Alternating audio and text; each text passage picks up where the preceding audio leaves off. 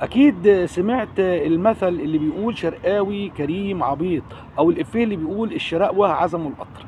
حديثنا النهارده وتصحيح مفاهيمنا عن محافظة الشرقية والشرقاوية واهالينا في الشرقية. للاسف الشديد المثل الاول شرقاوي كريم عبيط ده ظالم جدا لاهل الشرقية ومحافظة الشرقية. المثل الثاني عزموا القطر، الشراقوة عزموا القطر، انت ممكن تفكره نكتة ولكن دي حقيقة تاريخية تشرف مصر كلها وتشرف محافظة الشرقية. تاريخيا في الأربعينات في قطر اتعطل في محافظة الشرقية في إحدى القرى. طبعا في ناس أغراب كتير جدا، كان قبل في نهار رمضان قبل الفطار. ايه اللي حصل؟ كرم الشرقاوي والفلاحين الشرقاويه عملوا ايه؟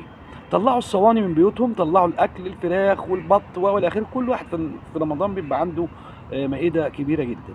طلعوا الاكل بطول السكه الحديد، بطول القطر، واصروا ان كل الركاب تاكل. حتى لما سبق القطار وبدا القطر يتصلح اصروا ان هم يفطروا بعد اذان المغرب. ما هيمشي القطر الا ما يفطروا. الناس صدمت طبعا، فده طبعا حاجه مشرفه.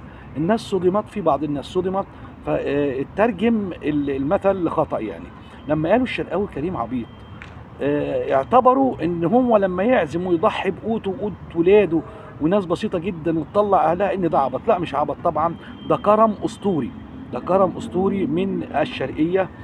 آه، بلد العندليب، بلد احمد عرابي، بلد القامات الكبيره، فن وسياسه ورياضه.